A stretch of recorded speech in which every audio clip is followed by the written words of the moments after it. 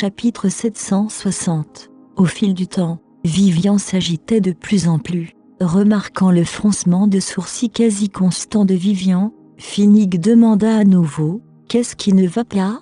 C'était comme il l'avait prédit. Vivian refusa de le lui dire. Sa seule réponse provenait du sifflement du vent dehors et du silence obstiné de Vivian. Par pure inquiétude, Finnick décida de briser le silence de Vivian.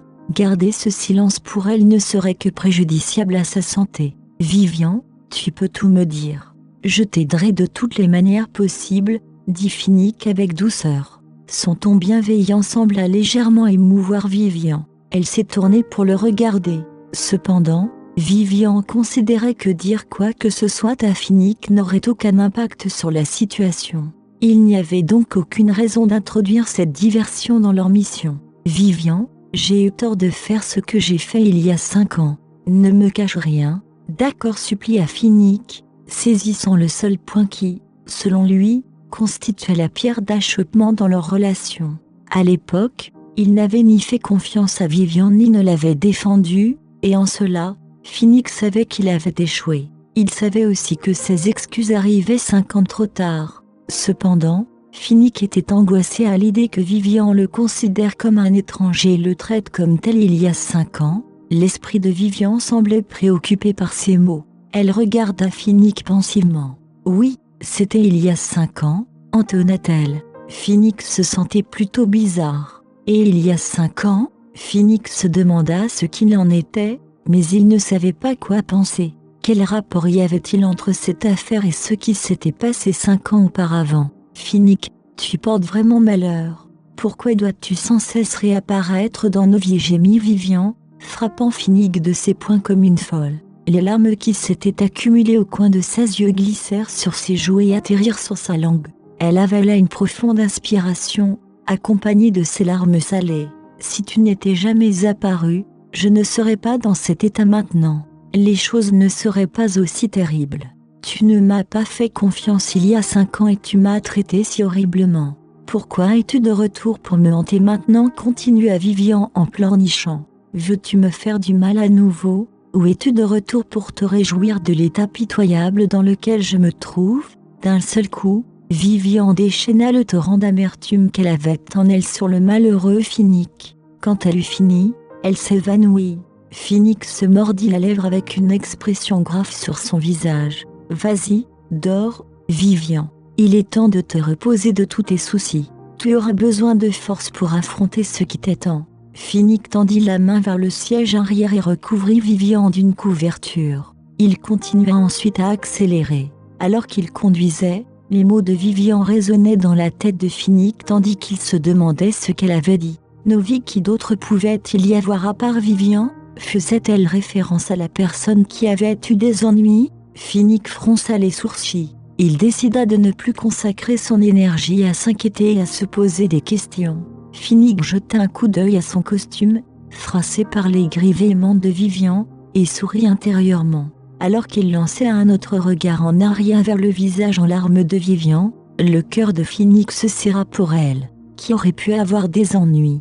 Pour qui Vivian était-elle prête à risquer sa vie et son corps ? En y réfléchissant, Finnick appuya sur l'accélérateur. Sa curiosité était désormais le maître d'esclave implacable qui le poussait à continuer. Ils étaient presque arrivés. Selon le navigateur GPS, ils se trouvaient à environ 1 mile de distance. Au bout d'un demi-mille, Vivian reprit connaissance. Elle vit immédiatement sur l'écran du navigateur GPS qu'ils étaient presque arrivés à destination.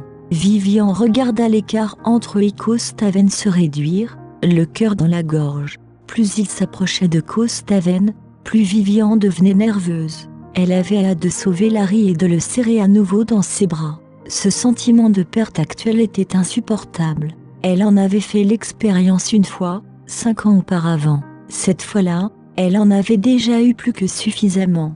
Nous sommes là. Au moment où Vivian pensait à Larry, Finnick avait déjà garé la voiture et s'était dirigé vers le siège passager. Il lui tint la portière ouverte. Vivian sortit immédiatement. Elle scruta les alentours et ne put même pas repérer la moindre trace de quelqu'un d'autre, encore moins celle de sa petite citrouille. Vivian regarda autour d'elle avec appréhension. « Pourquoi il n'y a personne ici ?» maudit Vivian. « Ce n'est pas ça à quoi je m'attendais. » Elle s'attendait à ce que Costaven soit une zone rurale et isolée, pleine de mauvaises herbes et de hautes herbes, loin du désert. Costaven était pour elle un vénérable paradis. Chapitre 761. Une prairie sans fin, parsemée de brins de fleurs sauvages couleurs vives, s'étendait devant ses pieds. Cela suffisait à remonter instantanément le moral de Vivian.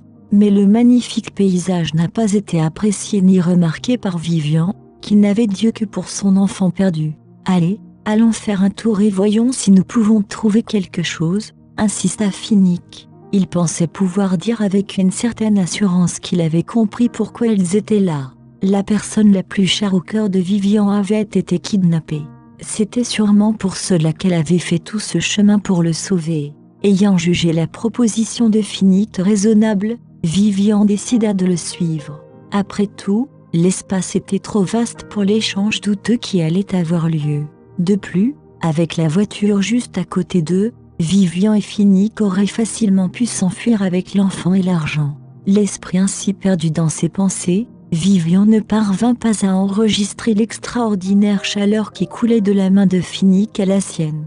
Soudain, Vivian tapota sa poche et réalisa que son téléphone était toujours avec elle. Elle se tourna vers Finnick et déclara « Tu peux partir maintenant ». Finnick regarda sa main vide et sourit tristement en regardant Vivian. « Ne me suis pas », prévint Vivian. Elle était parfaitement consciente du caractère obstiné de Finnick. Quand elle a remarqué qu'il la suivait, Vivian a dit « Mais qu'est-ce que tu essaies de faire ?» Elle n'était pas d'humeur à engager une discussion avec lui. Vivian ne pouvait absolument pas permettre à Finnick de découvrir l'existence de Larry. « Je viens avec toi quoi qu'il arrive », dit Finnick d'un ton obstiné. Il croisa le regard de Vivian. Vivian savait qu'il serait impossible de se débarrasser de Finnick à présent. Ce qui était primordial, c'était la sécurité de Larry. Elle décida de ne pas perdre son temps à se disputer avec Finnick. Après avoir parcouru une courte distance, le téléphone de Vivian sonna.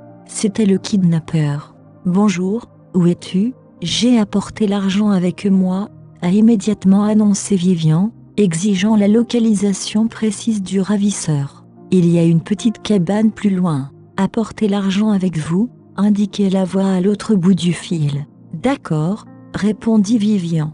Elle ne pouvait pas prendre le risque de défier les autorités maintenant, la sécurité de Larry étant toujours en jeu. Vivian s'approcha de l'entrée de la cabane, suivie de près par Finnick. Il resta collé à elle et rien de ce qu'elle pouvait dire ne pouvait le dissuader. Au moins, il y avait maintenant une personne de plus à ses côtés. Après qu'ils furent entrés, la porte claqua violemment et se verrouilla d'elle-même. Vivian courut vers la porte et tira dessus de toutes ses forces. Malgré ses efforts courageux, la porte resta cependant fermement fermée.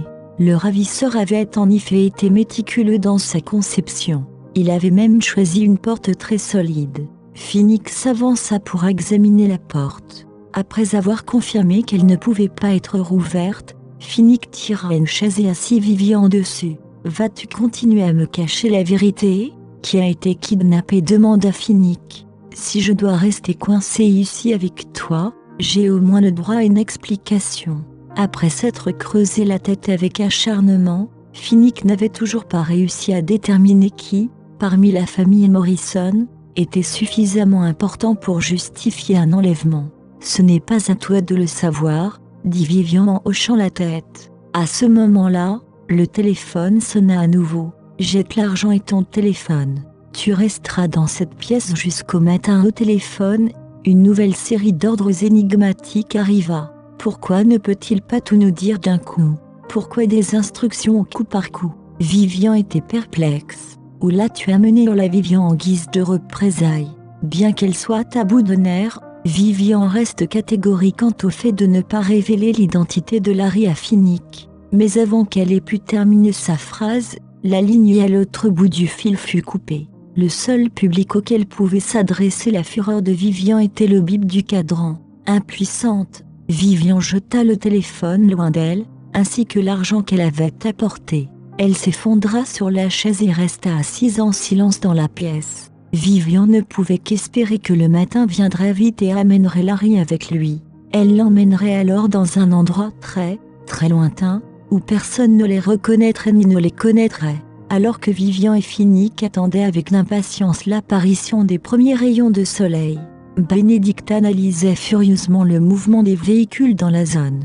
Noah était assis à côté de lui, travaillant dur avec la même ardeur. Aucun de leurs efforts n'a donné de résultat. La seule piste qu'ils avaient était celle d'une voiture de location qui était passée par là. Cependant, la plaque d'immatriculation était trop floue pour que ce soit autre chose qu'une impasse. Chapitre 762. Bien que Benedict méprisât Finnick et Noah de toutes ses forces, ce n'était pas le moment de nourrir des rancunes personnelles. Il y avait autre chose de bien plus important à faire. Aller immédiatement au commissariat pour savoir à qui appartient cette plaque d'immatriculation. Je veux connaître le nom du propriétaire, son adresse, ses coordonnées et tout ce que vous pouvez trouver, indiquait Benedict. Noah n'a pas perdu de temps pour suivre les ordres de Benedict. Il a descendu les escaliers et s'est précipité vers le poste de police dans sa voiture. Benedict voulait appeler Vivian pour savoir comment elle allait, mais elle n'a pas répondu au téléphone.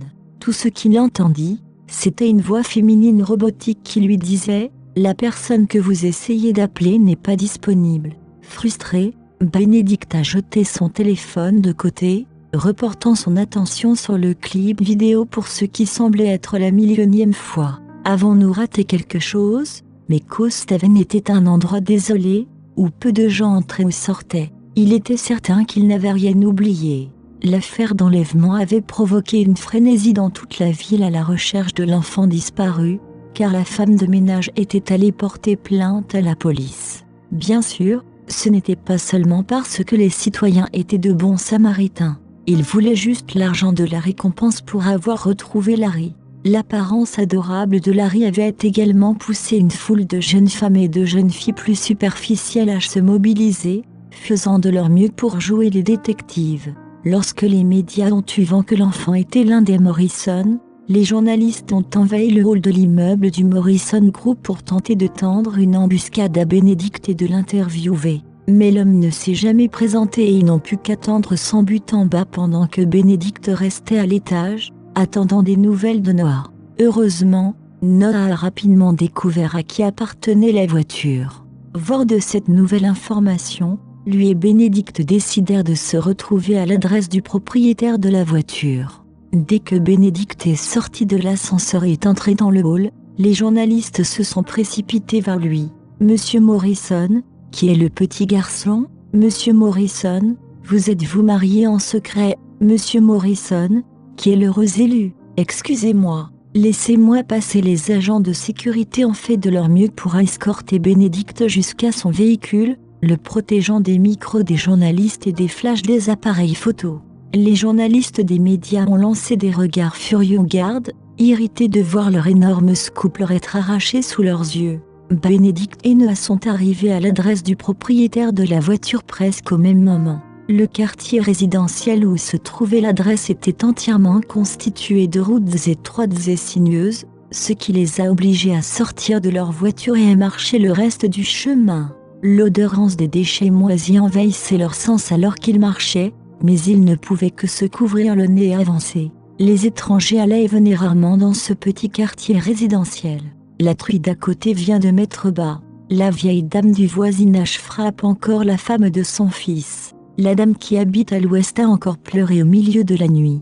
Ces petits problèmes banals étaient les seules choses dont les résidents pouvaient parler pendant le dîner. Ce chauffeur était la seule personne de toute la région qui quittait régulièrement la région pour aller travailler, et beaucoup de gens l'enviaient à cause de cela. Il y gagnait également un revenu complémentaire en louant sa propriété, ce qui permettait à sa famille de vivre une vie relativement confortable ici.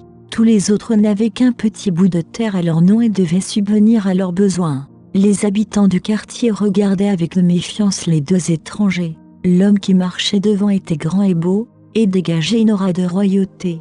Le type qui le suivait n'était pas aussi accrocheur, mais il était clairement aussi riche. Benedict jeta un coup d'œil à tout le monde, se sentant très mal à l'aise face à leur regard curieux qui le brûlait. S'approchant d'un homme d'âge moyen dans la rue, Il lui demanda « Excusez-moi, est-ce que Monsieur Jeffrey Watson habite ici ?» Le quartier résidentiel était petit mais désordonné et mal organisé, ce qui rendait la recherche d'une seule personne plus difficile que prévu. Ou pire, Jeffrey pourrait se cacher s'il apprenait que des gens le recherchaient. « Oh, Jeffrey, oui, il habite là-haut », répondit l'homme en désignant une maison qui paraissait beaucoup plus moderne et extravagante que le reste des maisons du quartier. « Merci », a déclaré Bénédicte en se dirigeant directement vers la maison.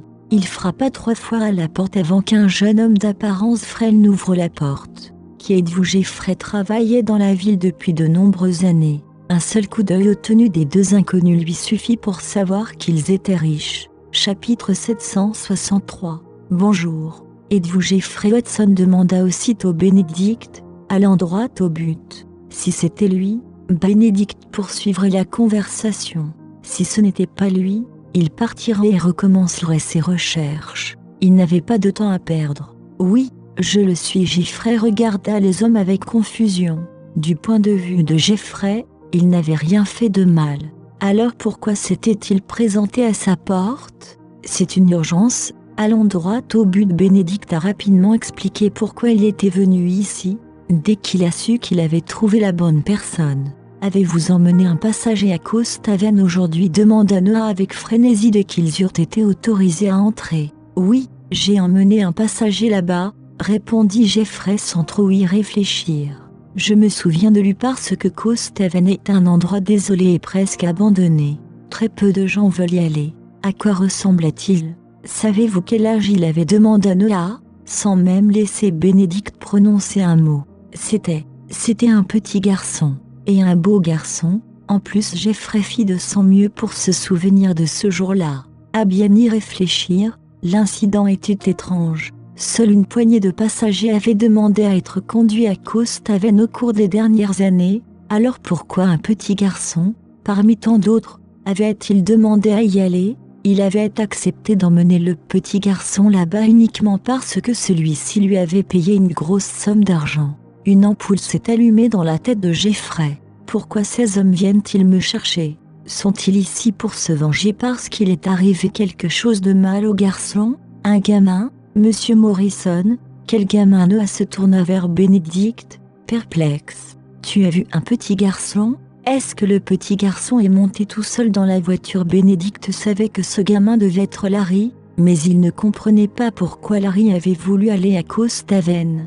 Oui, répondit sérieusement Jeffrey, craignant qu'une mauvaise réponse ne ruine sa vie et sa carrière. Je vois, c'est tout ce que nous avions à dire. Merci. Bénédicte jeta un coup d'œil à Noah, qui sortit un chèque et le tendit à Jeffrey avant de quitter la maison. Monsieur Morrison, qui est ce gamin selon vous? Pensez-vous qu'il lie de mèche avec les coupables? Noah savait seulement que quelqu'un avait été kidnappé, mais il ne savait pas qu'un enfant était également impliqué. Mais Bénédicte a écarté la question, ne voulant pas que Noah connaisse les détails de la situation. Ce n'est pas important. Avec la personnalité de Noah, il était peu probable qu'il fouille trop dans les secrets de Bénédicte. Noah fut surpris en entendant la réponse de Bénédicte et resta silencieux.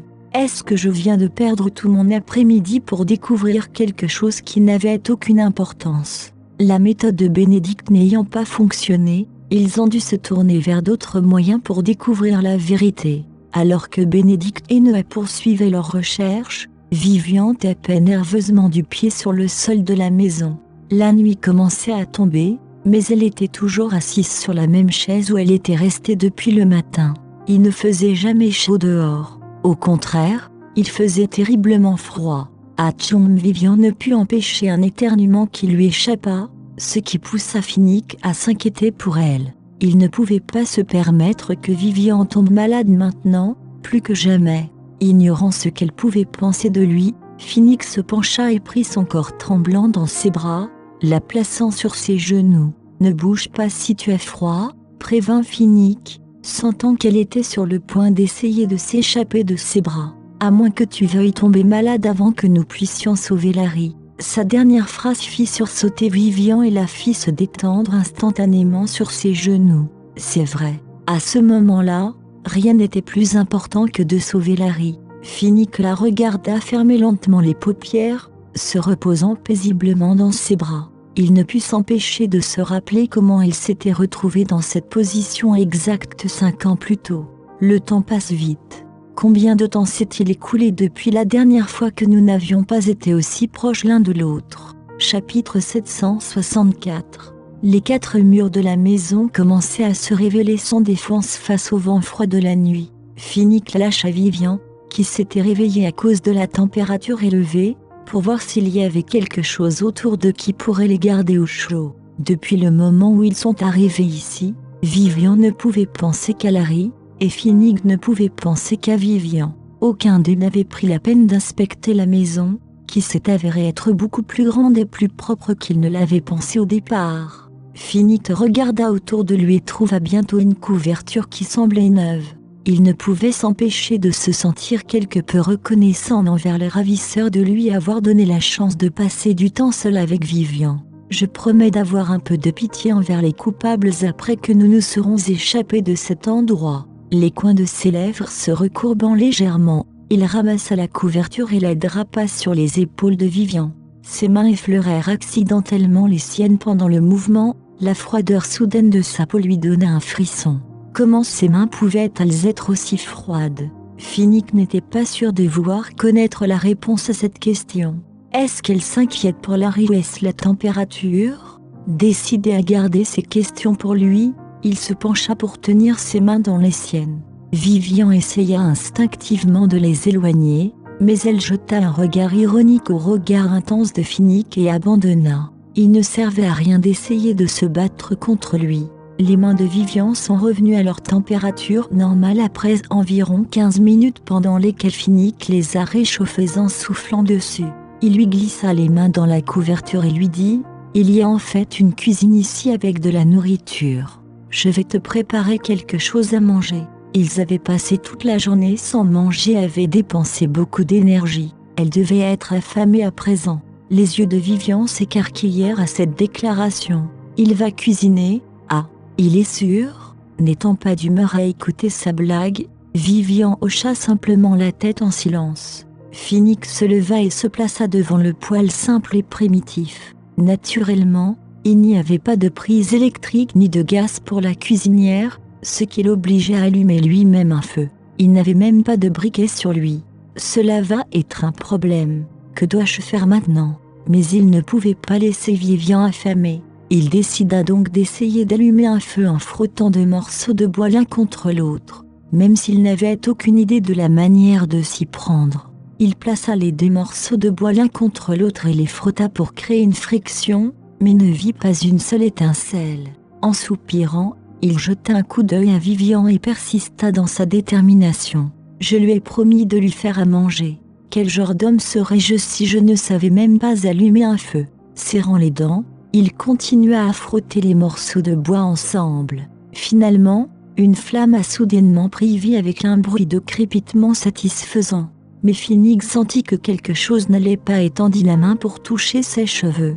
Parce qu'il s'était trop concentré sur le fait d'allumer le feu, celui-ci avait accidentellement brûlé certains de ses cheveux lorsqu'ils ont pris vie alors qu'il se penchait près du bois. Il soupira, jetant un regard impassible au feu. Il avait fait tant d'efforts pour l'allumer, il n'y avait aucune chance qu'il le laisse s'éteindre. Laissant de côté la douleur de sa perte de cheveux, il se concentra uniquement sur la préparation d'un repas pour Vivian, remplissant une casserole d'eau et la mettant de côté.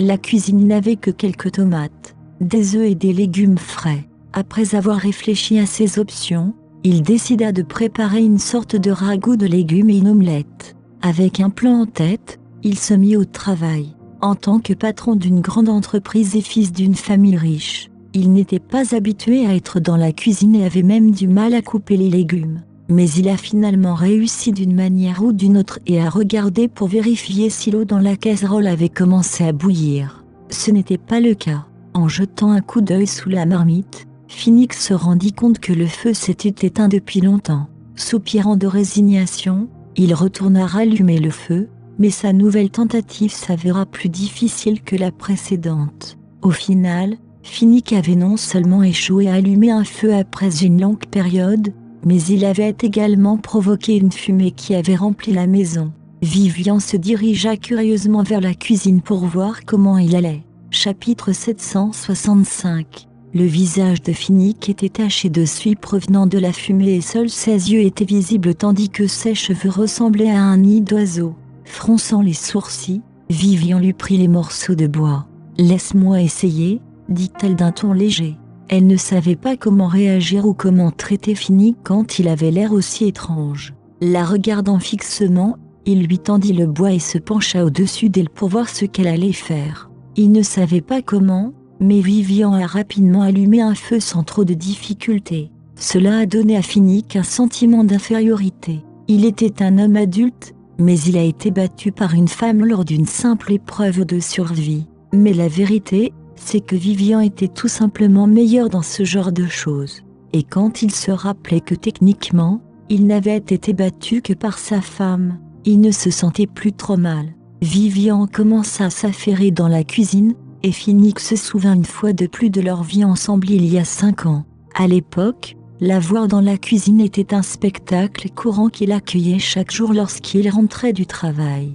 Revoir cette scène maintenant, c'était comme un déjà-vu. Avant que Finnick ne s'en rende compte, Vivian avait déjà fini de préparer le dîner. Il s'est avancé et a aidé à servir la nourriture, en plaçant les plats sur la table. À l'aide de ses ustensiles, il coupa un gros morceau d'omelette et le déposa dans l'assiette de Vivian. Elle ne refusa pas, inhalant presque la nourriture. Vivian Finnick essaya d'entamer une conversation, mais elle resta silencieuse, et seuls les bruits de leur repas emplirent la pièce. « Tu ne penses pas que cette situation est comme avant, quand tu cuisinais pour moi ?» Ses mains se figèrent dans les airs avant qu'elle ne lève lentement la tête pour le regarder. « Même si tout était comme avant, nous ne pourrons jamais revenir à ce que nous étions dans le passé. » Son ton était plat et complètement dépourvu de toute émotion. « S'il te plaît, ne sois pas comme ça. Reviens vers moi, s'il te plaît, supplia Finnick, même s'il savait que ce n'était pas le meilleur moment pour avoir cette conversation. Mais il ne pouvait pas s'en empêcher, ses sentiments pour elle débordaient et se répandaient. « Peux-tu arrêter ça? Pourquoi retournerais-je vers toi? Pour me faire encore du mal? Pour te regarder coucher avec d'autres femmes ?» Vivian n'avait aucune idée de la façon dont Finnick pensait avoir le droit de lui demander de revenir vers lui. S'il voulait vraiment se remettre avec elle, alors pourquoi lui avait-il fait tout ce qu'il lui avait fait à l'époque? « Je n'ai aucune idée de ce dont tu parles, Vivian. Pouvons-nous avoir une vraie discussion à ce sujet afin que nous puissions résoudre ce problème ensemble, supplia-t-il. Mais elle n'était pas d'humeur à se replonger dans le passé avec lui. « Non, merci. Nous avons quelqu'un qui a été kidnappé et que nous devons sauver immédiatement. » La priorité était de sauver Larry. Sans lui, rien d'autre n'avait d'importance. « Je suis désolé d'avoir abordé le sujet sitôt, conscient qu'il avait été trop fort. » Finnick finit par reculer. Avec un petit sourire, il retourna à son dîner. Ils finirent tous deux leur repas en silence, s'abstenant d'évoquer d'autres sujets dérangeants. À la fin du dîner, leurs estomacs pleins apaisaient la fatigue ressentie après une longue journée fatigante, ayant reconstitué leurs énergies physiques et mentales. La nuit était silencieuse. Seule leur respiration et le bruit du vent remplissaient la maison. À l'extérieur du bâtiment, une petite ombre se déplaçait, observant attentivement chaque chose qui se passait à l'intérieur. Sous la faible lumière de la lune et des étoiles, les deux personnes étaient assises dans la maison tandis que leurs esprits erraient vers des souvenirs d'il y a 5 ans, ne parvenant absolument pas à remarquer la silhouette suspecte qui se cachait à l'extérieur. La petite silhouette s'est mise à genoux pour jeter un œil dans l'espace entre la porte et le cadre de la porte, un sourire éclatant se dessinant sur son visage. Ce n'était autre que la victime de l'enlèvement elle-même,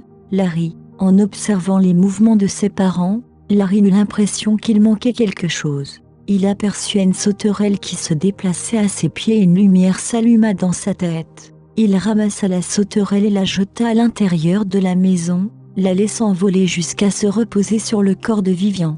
Les deux adultes remarquèrent immédiatement le mouvement brusque et se relevèrent précipitamment. Finnick se demanda s'il s'agissait d'un problème grave. Chapitre 766. Mais Vivian avait très clairement vu qu'un insecte était entré dans la pièce. Tout le sang avait disparu de son visage, Elle avait toujours eu une peur bleue des insectes. Elle avait espéré que l'insecte ne bougerait pas après avoir volé par la fenêtre, mais elle ne s'attendait pas à ce qu'il vole vers elle et se perche sur son bras. Sautant presque hors de sa peau, elle haletait et essaya de s'éloigner de l'insecte, trébuchant d'une manière ou d'une autre dans les bras de Finnick. La chaleur de leur corps les calma tous les deux tandis qu'elle le regardait avec maladresse et crainte. Il avait enroulé un bras autour de sa taille, un sourire charmant et satisfait sur son visage, ressemblant à un chat qui aurait reçu de la crème. Larry connaissait très bien sa maman et il savait très bien qu'elle avait peur de toutes sortes d'insectes.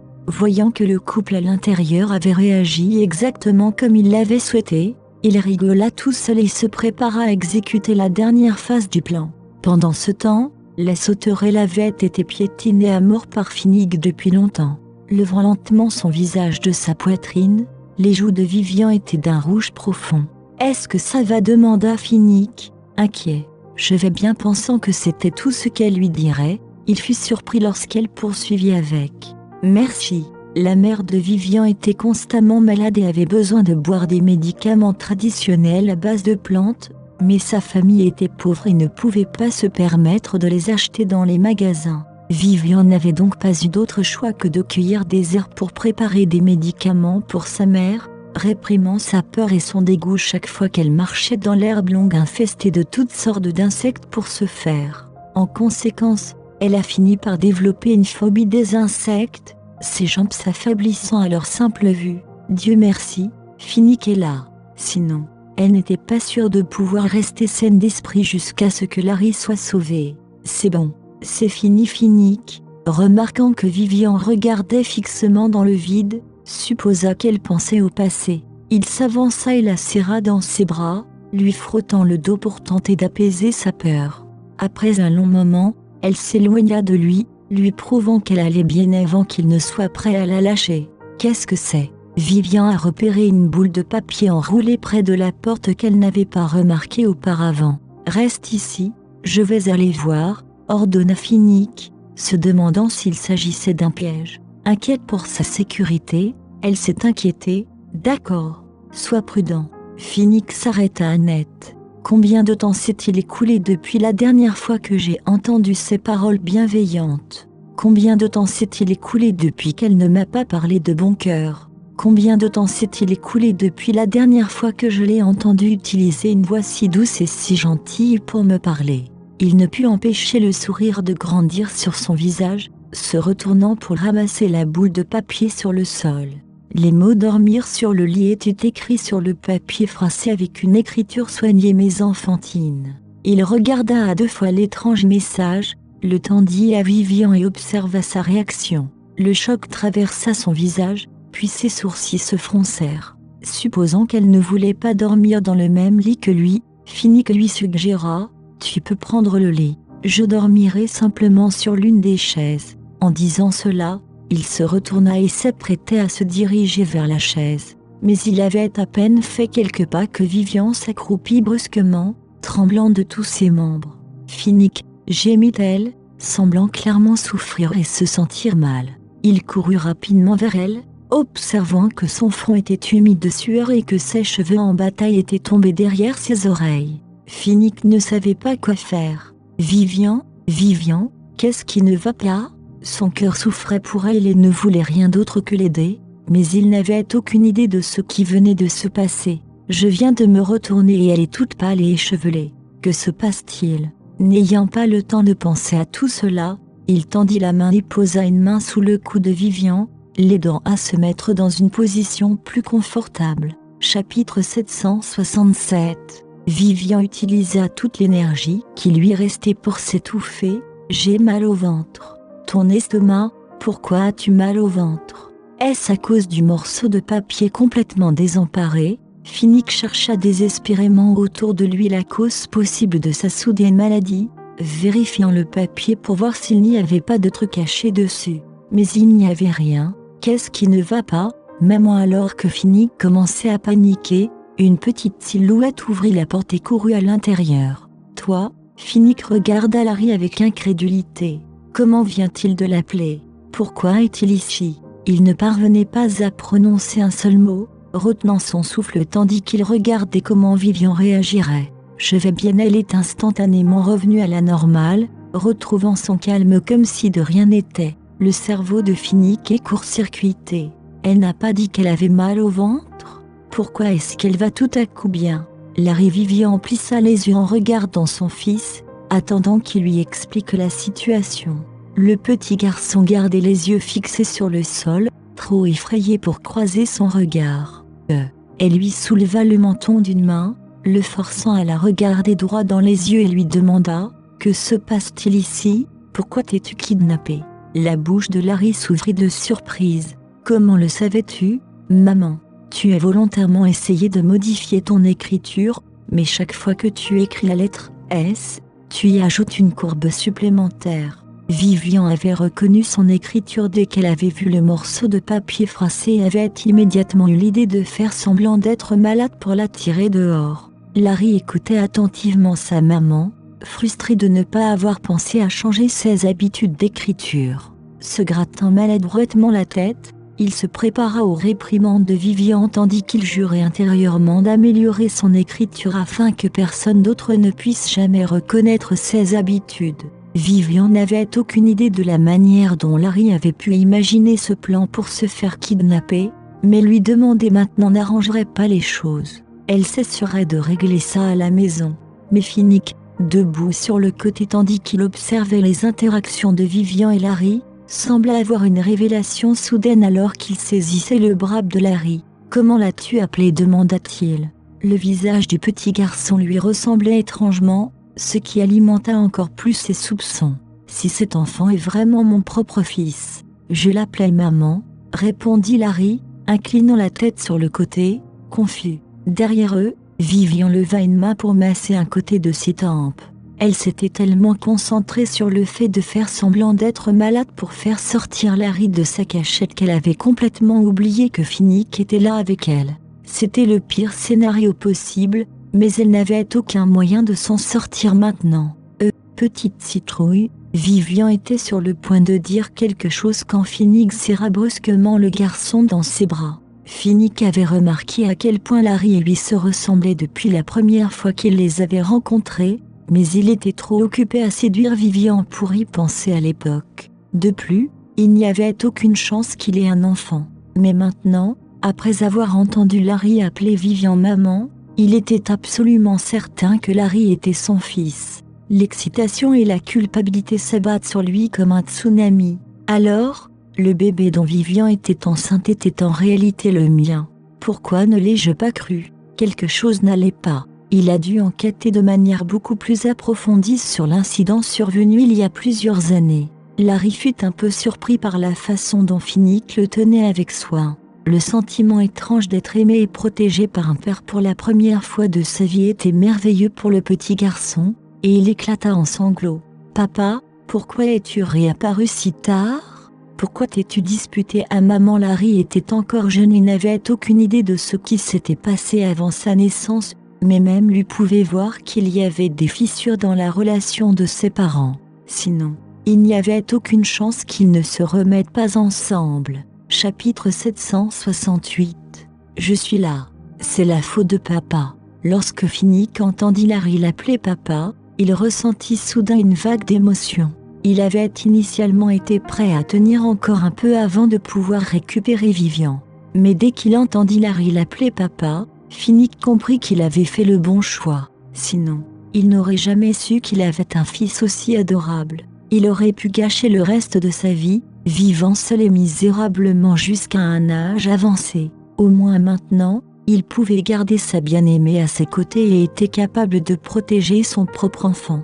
Finnick ne s'était pas senti aussi satisfait et en sécurité depuis longtemps. Depuis qu'il a perdu Vivian, Finnick avait souvent des flashbacks de leurs souvenirs ensemble chaque fois qu'il fermait les yeux. Il s'était également réveillé en sursaut à de nombreuses reprises dans ses rêves, pour découvrir que son oreiller était mouillé par ses larmes. Il ne savait pas comment il avait réussi à survivre ces dernières années. C'était comme si tous ses sacrifices étaient enfin récompensés. Quoi qu'il en soit, il a un enfant avec Vivian. Puisque le fils était désormais de son côté, sa mère le serait bientôt aussi. Finnick se tourna vers Vivian avec un sourire. Dès qu'elle vit l'expression de son visage, Vivian comprit ce qu'il pensait. Elle eut soudain l'impression d'être tombée dans un piège. Un énorme piège, préparé par son propre fils. « Papa, où étais-tu toutes ces années? Pourquoi n'es-tu pas revenu? C'est parce que Larry était vilain et que tu ne m'aimais pas ?» Depuis son plus jeune âge, Larry avait toujours espéré que son père le protégerait. Maintenant qu'il avait enfin retrouvé son père, il commença à harceler Finnick de questions. « Je t'ai regardé grandir en silence ces dernières années. Ce n'est pas que papa n'aime pas Larry, c'est parce que quelqu'un d'autre n'aime pas papa. » Il lança ensuite un regard significatif à Vivian. « Papa doit parler à maman en privé maintenant. Joue d'abord un peu dans la chambre, d'accord ?» Finnick avait tellement de questions à lui poser. « Vivian, que se passe-t-il ?» demanda-t-il dès que Larry s'était éloigné. Il ne pouvait plus contenir ses émotions. Vivian savait que quoi qu'elle essaie de cacher, Finnick serait toujours capable de le découvrir d'une manière ou d'une autre. Elle avait donc intérêt à être franche. « Que veux-tu dire? Tu me demandes s'il est ton fils ? Ou tu essaies de me demander comment c'est possible ?» L'humeur de Vivian commença à monter en elle alors qu'elle se rappelait ce qui s'était passé à l'époque. « Je voulais savoir pourquoi tu ne m'avais pas dit que j'avais un fils pendant toutes ces années. » Finnick comprit que Vivian était en colère contre lui mais était toujours déterminée à obtenir une réponse. « Alors tu me demandes comment j'ai réussi à l'élever aussi longtemps sans que tu le saches ?» Vivian interpréta sa question et lui renvoya la question. Bien que la question paraisse normale en apparence, seule Vivian savait à quel point elle contenait en réalité du sarcasme. Finnick sentit le sarcasme de Vivian mais ne le trouva pas déplacé. Il hocha simplement la tête, attendant sa réponse. « Pourquoi ne te poses-tu pas la question ?